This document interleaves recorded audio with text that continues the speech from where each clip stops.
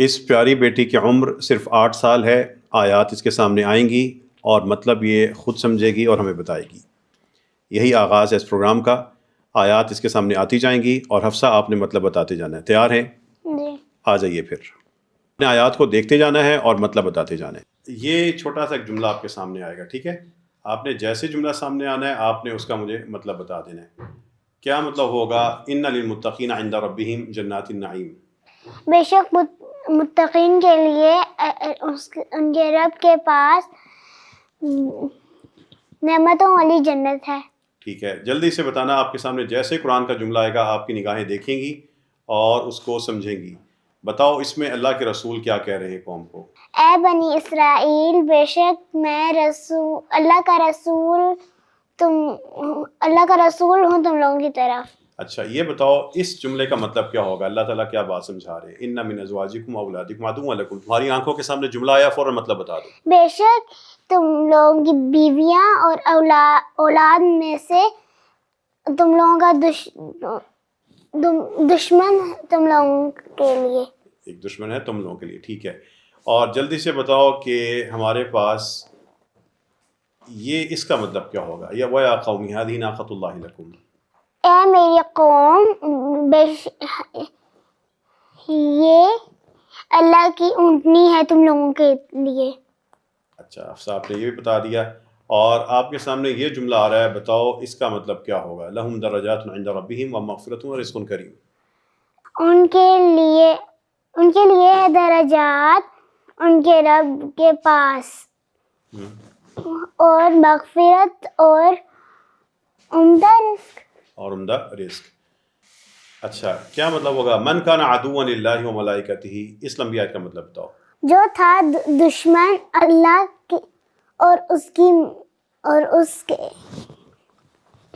رسول اور اس کی فرشتوں اور رسول اور جبرائیل اور میکائیل کا، تو بے شک اللہ دشمن ہے یقیناً کافروں کے لیے.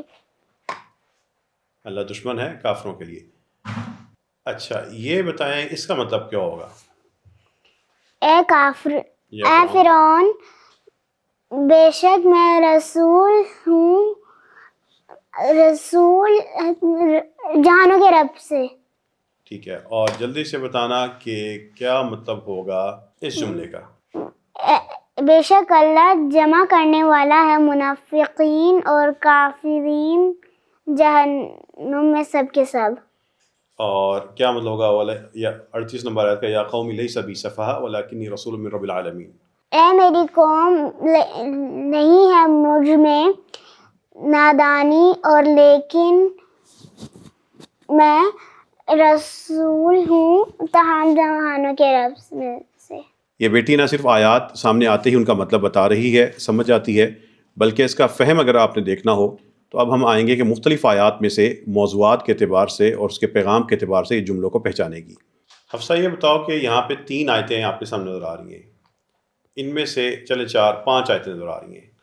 حفصہ آپ کے سامنے 5 آیتیں نظر آ رہی ہیں.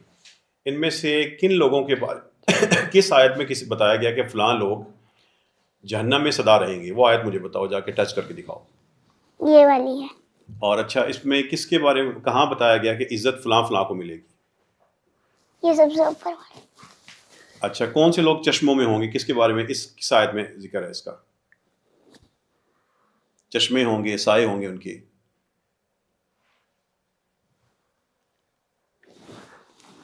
ٹھیک ہے، اور یہ بتاؤ کہ آپ کے سامنے یہ جو 5 آیتیں نظر آ رہی ہیں ان میں سے اچھے لوگوں کے لیے کون سی 2 آیتیں ہیں اس میں سے؟ ایک تو یہ ہے اور ایک یہ ہے.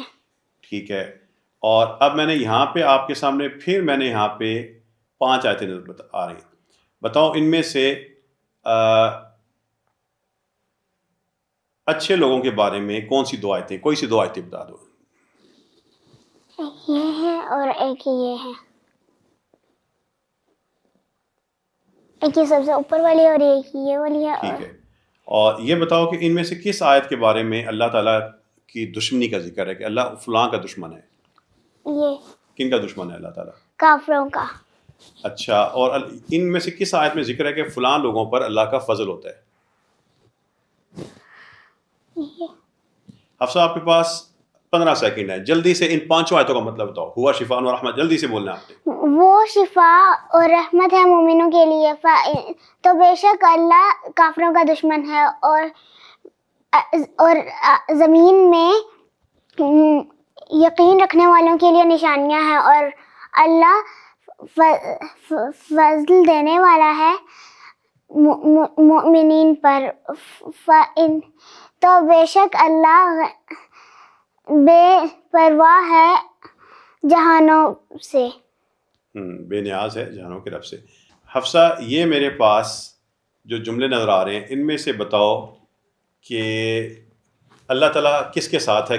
ہمیں کس آیت سے پتہ لگتا ہے کہ اللہ فلاں لوگوں کے ساتھ ہے؟ مومنین کے لیے. اور بتاؤ تباہی کس کے لیے ہوگی؟ کس آیت سے پتہ لگ رہا ہے ہمیں؟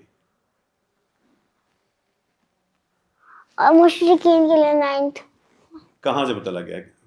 کیونکہ وہ ویلن سے پتہ چل رہا ہے کہ تباہی کیا ہے. ٹھیک ہے، اور یہ بتاؤ کہ میرے پاس یہ 5 آیتیں نظر آ رہی ہیں، اس میں بتاؤ کہ آگ کا عذاب کس کے لیے ہوگا؟ یہ کافرین کے لیے، یہ سب سے اینڈ والی ہے. اور اللہ تعالیٰ کی جو لعنت ہے وہ کس پہ ہوگی؟ وہ بتاؤ، وہ آیت کون سی ہے؟ ظالمین والی. متقین کو آخرت میں کیا ملے گا؟ آخرت میں ان کا کیا حال ہوگا؟ کس آیت سے پتہ لگتا ہے؟ یہ 35 سے.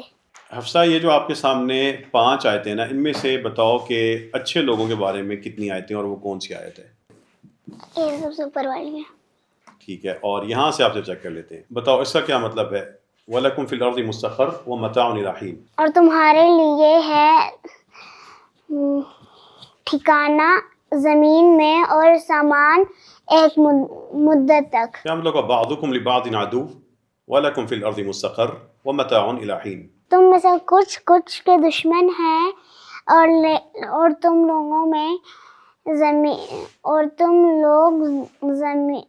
تم لوگوں کے لیے زمین میں ٹھکانہ ہے اور سامان ہے ایک مدت تک. 8 سال کی بچی اگر یہ قرآن کریم سمجھ سکتی ہے، اور اس نے ابھی چند دن کے اندر شاید 30 32 35 دن ہوں گے یہ 2 کتابیں پڑھی ہیں، اور یہ 2 کتابیں HEC نے پورے پاکستان کی یونیورسٹیز کے لیے ہر ڈسپلن کے لیے تقریباً 32 آورز میں 35 یا 36 آورز میں اس کو مکمل کرنے کا رکھا ہے، اور اس کے بعد پھر اس سے تیسرا حصہ ہوگا جو آخری 12 گھنٹوں میں پڑھایا جائے گا. اگر یہ 8 سالہ بچی قرآن کریم کے ان جملوں کو براہ راست سمجھ سکتی ہے تو ہماری یونیورسٹی کا، ہمارے کالج کا ہر اسٹوڈنٹ بھی سمجھ سکتا ہے.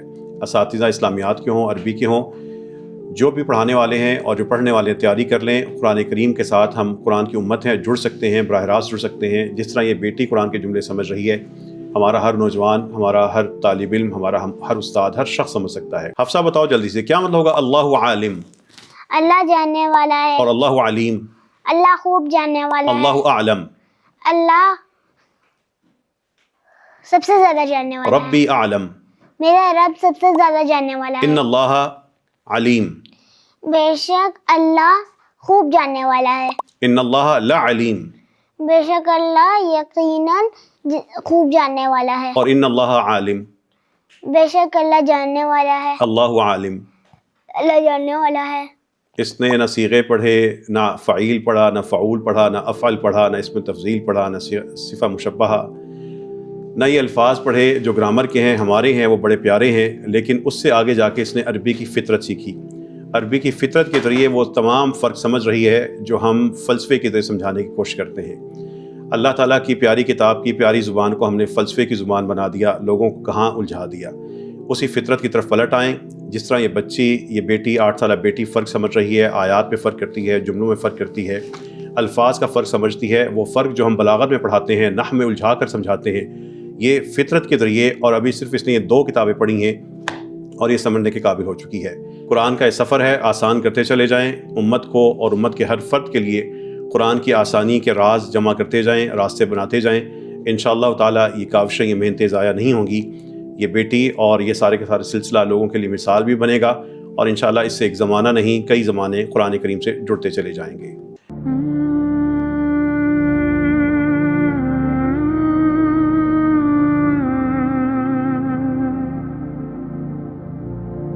ہوں